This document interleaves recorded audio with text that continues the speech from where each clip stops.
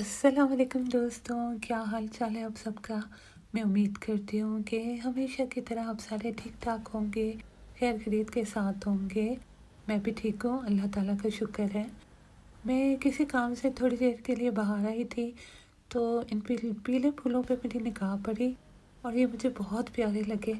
मुझे पीले फूल वैसे ही बहुत अच्छे लगते हैं और जहाँ कहीं भी मैं उनको देखती हूँ, उनको देख के मेरा दिल खुश हो जाता है। आपने कलर थेरेपी के बारे में तो सुन ही रखा होगा कि कलर्स का इंसान के मजाज पे, मूड पे बहुत गहरा असर पड़ता है। ईद भी करीब आ गई है। आमतौर पे मैं ईद के लिए नए कपड़े नहीं खरीदती हूँ, क्योंकि आम दिनों में मैं अक्सर नए कपड़े खरीदती रहती हूँ। तो बहुत से कपड़े मेरे पास पहले से मौजूद होते हैं जो मैंने पहने भी नहीं होते, मगर इस दफ़ा मैंने ईद के लिए स्पेशली कुछ लिया है। मैं बहुत चमक-धमक वाले रेशमी कपड़े नहीं पहनती हूँ और ऐसे कपड़े खरीदती हूँ जो हर मौसम में और हर मौके पर चल सकें, यानी रोज़मर्रा के दिनों में चल सकें। आज हम शॉपिंग करने के लिए एस्टा में आए हुए हैं। थोड़ी बहुत चीज़ें लेनी थी, तो हमने कहा जल्दी से वो चीज़ें ले ली जाएँ। तो ये जल्दी से आपको मैं बता दूँ, ये जो खाली शेल्फ़ आप देख रहे हैं, यहाँ पे कुकिंग ऑयल पड़ा होता था जब भी हम आते थे।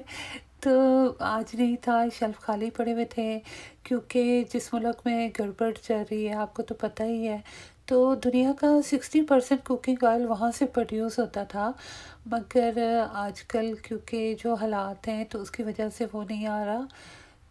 तो खैर, दूसरे ब्रांड्स के ऑयल तो थोड़े बहुत थे, लेकिन मुझे ये अच्छा लगता है तो हम यही लेना चाह रहे थे, लेकिन फ़िलहाल तो नहीं मिल रहा, तो हमें फिर दूसरा ही ऑयल ख़रीदना पड़ा। तो ये वाली वो चीज़ें हैं जो हम बाहर से लेके आए हैं, तो जल्दी-जल्दी मैंने सोचा आपको दिखा दूँ। वही रोज़मर्रा के इस्तेमाल की चीज़ें, और अभी सामान ऐसे ही सारा बिखरा पड़ा है। अभी सारी चीज़ों को तरतीब के साथ रखना पड़ेगा और उसमें भी काफ़ी टाइम लगेगा। फिर सारी चीज़ों को जब रख दिया जाता है तो उसके बाद सारे वर्कटॉप्स को दोबारा से हम साफ़ करते हैं। हम डिटॉल वाइप वगैरह इतना इस्तेमाल नहीं करते। फेरी लिक्विड को किचन टॉवल पे लगा के गर्म पानी से गीला करके उससे वाइप कर लेते हैं और फिर साफ़ किचन टॉवल से दोबारा से वाइप कर लेते हैं। ये बहुत अच्छा सफा करता है। और फ़र्श पे भी हम फेरी लिक्विड और विनेगर डाल के सफाई करते हैं, तो फ़र्श बिल्कुल नीट और क्लीन हो जाता है। तो आज हमने गोश्त की भी शॉपिंग की है और इकट्ठा ही हम गोश्त ले लेते हैं, क्योंकि बार-बार फिर बाहर जाके नहीं लाया जाता। इसके अलावा 2 तरह की हमने खजूरें भी ली हैं और खजूरें भी मुझे बहुत अच्छी लगती हैं। मीठा खाने को दिल चाह रहा हो, मीठा अवेलेबल ना हो, तो खजूर काम आ जाती है अक्सर। मुझे वो वाले टमाटर बहुत अच्छे लगते हैं जिनके साथ टहनियाँ भी सलामत होती हैं, क्योंकि उनमें से ऐसी खुशबू आती है जैसे अभी-अभी गार्डन से तोड़ के लाए हैं या खेतों से तोड़ के लाए हैं। बहुत फ्रेश-फ्रेश लगते हैं और वो बहुत जूसी भी होते हैं और उनमें टेस्ट और फ्लेवर भी होता है। यहाँ यूके में दूसरे टमाटर जो मिलते हैं वो तो ऐसे लगता है जैसे जाली टमाटर बनाए हुए हैं।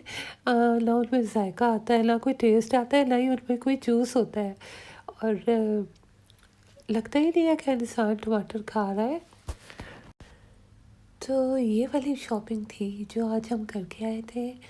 थोड़ी बहुत एस्टा से की थी, बाकी अपने ग्रोसरी स्टोर से, जो एशियन ग्रोसरी स्टोर है वहाँ पे जाके की थी, लेकिन क्योंकि बहुत रश हो रहा था और हमें देर भी हो रही थी, तो फिर जल्दी-जल्दी से जो चीज़ हाथ लगी थोड़ी बहुत ली, थोड़ी बहुत छोड़ दी। गोश्त एक ही दफ़ा हमने ले लिया था ताकि कुछ अरसे तक चल जाए। और इसके अलावा मेरे बॉल पेन्स वग़ैरह ख़त्म हो गए थे। यही ज़रूरत की रोज़मर्रा की चीज़ें ली थी और ये बर्फ़ जमाने वाला लिया था। इसके पीछे सिलिकॉन लगा हुआ है जिसकी वजह से बर्फ़ आसानी से निकल जाती है। और ये गोश्त है जो हम लेके आए हैं, ये अलग बात है कि अब इसको फ्रिज में फ़िट करना भी एक बड़ा मरहला होगा, क्योंकि उधर पहले ही चीज़ें ठुसी हुई हैं, तो किसी न किसी तरीके से घुसाड़ के, खींच-तान के इनको भी उसी में घुसाना पड़ेगा। तो देखते हैं कहाँ तक कामयाबी होती है। ये लाल वाला जो वॉशिंग अप लिक्विड है, ये लाल कलर में मुझे बेहद अच्छा लगता है। इसकी खुशबू भी बहुत प्यारी होती है। फिर जल्दी जल्दी से हमने सारे सामान को सेट करके रखा अपनी अपनी जगहों पे और काउंटर को क्लीन किया। ग्रोसरी वगैरह की तो काफ़ी सारी बातें हो गई हैं, चलें अभी दूसरी चीज़ों की कुछ बातें कर लेते हैं। आपको तो पता है जल्दी वो मौका आने वाला है जिसमें मेहंदी वगैरह लगाई जाती है और मेहंदी मुझे बेहद पसंद है। मेहंदी की खुशबू मुझे बेहद अच्छी लगती है, तो मैं बहुत लुक फॉरवर्ड कर रही हूँ कि ईद पे मुझे मेहंदी लगाने का मौका मिलेगा। जी हाँ, ईद भी करीब है और मैंने सोचा चलो इस दफ़ा ईद की शॉपिंग कर लूँ। आमतौर पे मैं ईद के लिए कोई नए कपड़े वगैरह नहीं बनाती हूँ, क्योंकि आम दिनों में अक्सर कपड़े वगैरह ख़रीदे होते हैं तो वही मैं ईद पे पहन लेती हूँ। कई जोड़े ऐसे पड़े होते हैं जो मैंने पहने ही नहीं होते, लेकिन इस दफ़ा मैंने सोचा चलो अपने आप को थोड़ा चेयर अप करती हूँ और कोई ईद का जोड़ा ख़रीद लेती हूँ। तो फिर मैंने ऑनलाइन ही शॉपिंग की थी, क्योंकि शॉप्स वगैरह तो यहाँ काफ़ी दूर हैं और वहाँ जाना काफ़ी मुश्किल होता है, ट्रैफिक भी होती है। तो ऑनलाइन ही मैंने चीज़ें ख़रीद ली थी। तो इंशाल्लाह ताला मैं अपने नेक्स्ट व्लॉग में आपको दिखाऊंगी, कपड़े भी दिखाऊंगी और ये भी बताऊंगी कि कितने के लिए, कौन से ब्रांड्स के लिए, और ईद पे इनमें से कौन सा वाला जोड़ा पहनूँ ये भी आपसे पूछूंगी। तो ये उसके दूसरे दिन का शायद है या उसके कुछ दिन बाद का है। मैं बाहर आई हुई थी तो मैंने कहा चलो नेक्स्ट में चक्कर लगाऊं, देखो कोई जूते वगैरह आए हैं, कोई और चीज़ वगैरह चाहिए हो तो वो भी देख लेती हूँ। लेकिन मुझे कोई इतनी ख़ास चीज़ पसंद नहीं आई।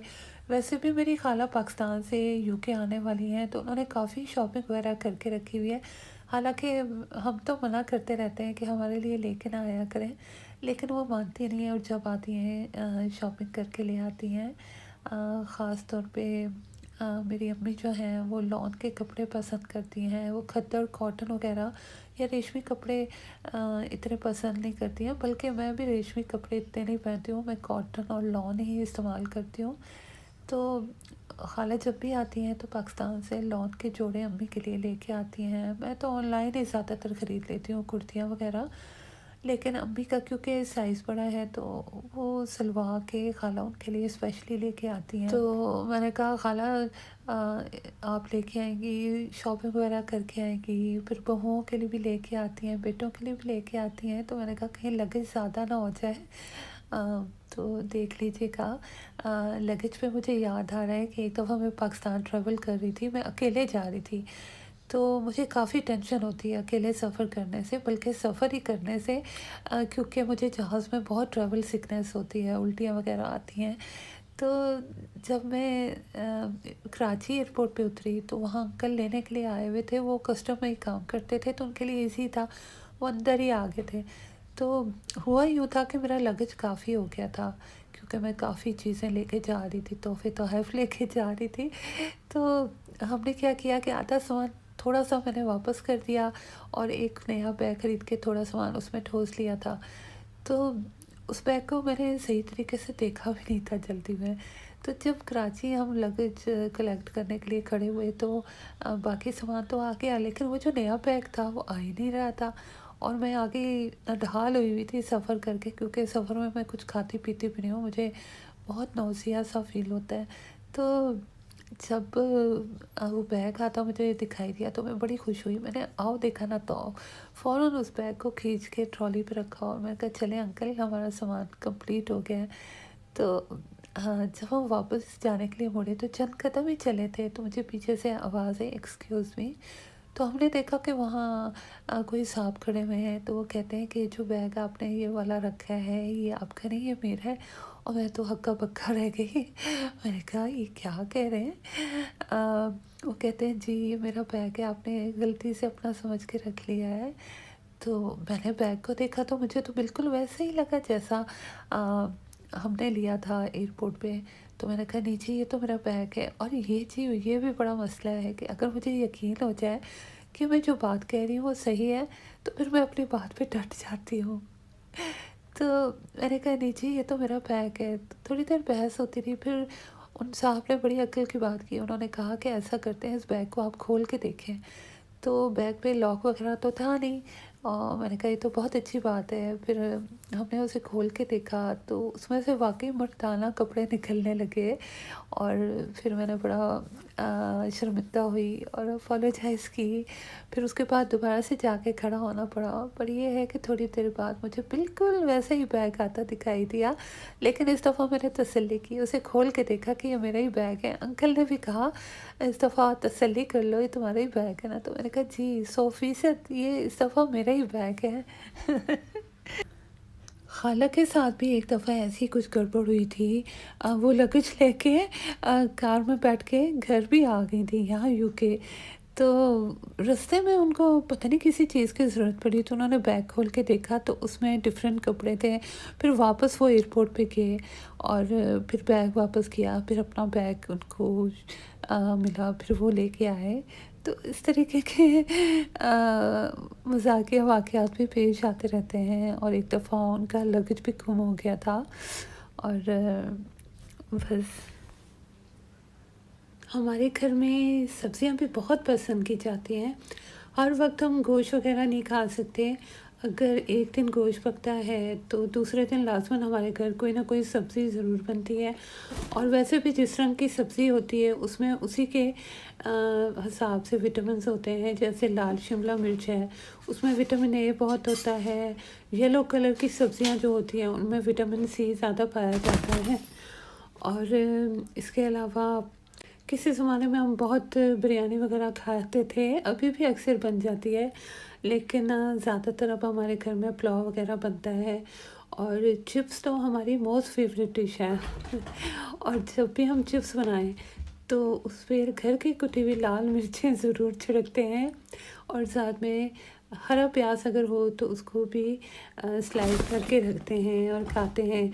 और वैसे मूड पे डिपेंड करता है एक्चुअली, कभी चिली गार्लिक सॉस के साथ भी खा लिया जाता है, कभी टमाटो केचप के साथ भी। तकरीबन हर घराने की अपनी मखसूस डिशेस होती हैं जो उनके घर में बहुत बनती हैं और अक्सर लोग वो मखसूस डिशेस खा के बड़े हुए होते हैं। तो अभी हम दाल बना रहे थे तो दाल के तड़के की तैयारी कर रहे थे और तड़का लगाना मुझे बड़ा अच्छा लगता है। मुझे पता नहीं क्यों बहुत मज़े का लगता है जब तड़के में ये चीज़ें तलती हैं और शुर-शुर करती हैं। तो आज हमने पीली दाल बनाई थी, यानी लाल मसूर की दाल और मूँग की दाल को मिक्स करके बनाया था और फिर तड़का लगाओ तो उसमें जो लीव्स पड़ते हैं करी पत्ते, उनका तो बहुत ही अच्छा टेस्ट होता है, बहुत मज़े का लगता है। लेकिन यहाँ हमें फ्रेश करी लीव्स अवेलेबल नहीं होते हैं, पर जो सूखे हुए मिलते हैं पैकेट्स में उनका भी काफ़ी अच्छा टेस्ट आ जाता है, बस गुजारा चल जाता है।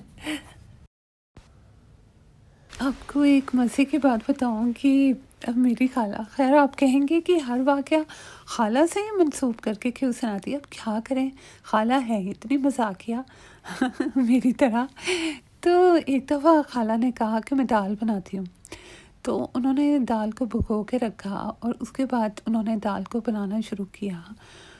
तो आप यकीन करेंगे उन्होंने लाल जो किडनी बीन्स होते हैं उसकी जगह उन्होंने मूँगफली, गुलाबी कलर की मूँगफली पड़ी हुई थी, उसको भिगो दिया था और उसको बनाने लगी थी।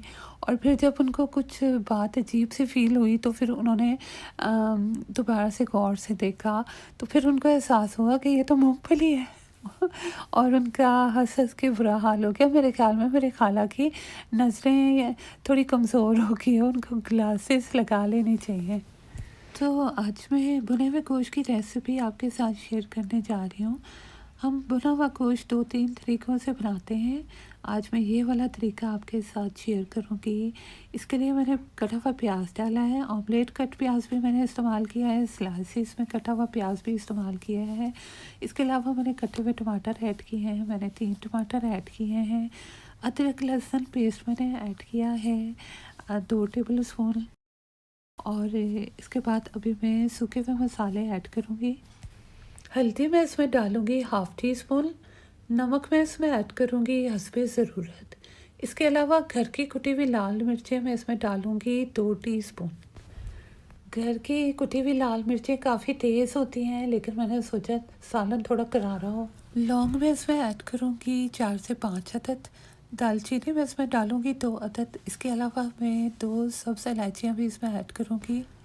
शुरू में बस इतने ही मसाले पड़ेंगे और इसके बाद मैं इसमें एक और चीज़ ऐड करूँगी जो कि है दही। दही मैं खाली 5 टीस्पून इसमें ऐड करूँगी। अब इन सारे मसालों को आप गोश्त में अच्छी तरीके से मिक्स कर दें। इसके बाद आप इसमें इतना पानी डालें जिसमें कि गोश्त गल जाए और थोड़ी सी ग्रेवी बाकी रह जाए। पहले आप इस सालन को थोड़ी तेज़ आंच पे पकाइएगा 1-2 मिनट, जब तक कि इसमें उबाल आ जाए, पानी गर्म हो जाए। उसके बाद आप आंच हल्की कर दीजिएगा और इसको हल्की आंच पे पकने दीजिएगा और चेक भी करते रहिएगा कि पानी खुश्क तो नहीं हो गया। जब मेरा सालन गल जाएगा और थोड़ी सी ग्रेवी बाकी रह जाएगी तो फिर इसमें मैं मक्खन ऐड करूँगी। इसमें कभी कुकिंग ऑयल भी मैं डालती हूँ, इस दफ़ा मैंने मक्खन ऐड किया है। इसके अलावा मैं पिसा हुआ गरम मसाला ऐड कर रही हूँ 1/2 टी स्पून और पिसा हुआ ज़ीरा मैं ऐड कर रही हूँ 1/2 टी स्पून, कुटा हुआ धनिया मैं ऐड कर रही हूँ 1 टीस्पून। ये सारी चीज़ें इसमें मिक्स करने के बाद मैं दोबारा से इनको अच्छी तरीके से मिक्स कर लूँगी सालन में और कुछ देर मज़ीद इसे पकने दूँगी। मैंने जान के तेल थोड़ा कम इस्तेमाल किया है, यानी कि मक्खन थोड़ा कम इस्तेमाल किया है, लेकिन आप अपनी ज़रूरत के मुताबिक इस्तेमाल कीजिएगा।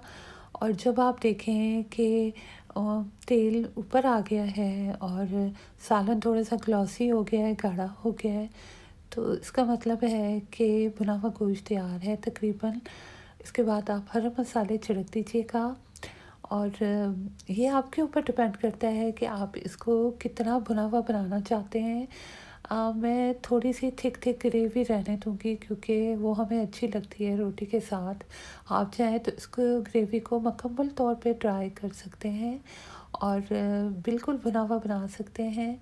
ये आपकी अपनी पर्सनल चॉइस पे डिपेंड करता है। तो जैसा कि आप देख सकते हैं गोश्त तैयार हो चुका है। तो अब मेरे व्लॉग का एंड है और हमेशा की तरह मैं 1-2 दिल की बातें आपके साथ करना चाहती हूँ। हज़रत अली का कौल है, जो दुख दें उसको छोड़ दें, लेकिन जिसको छोड़ दें उसको दुख ना दें।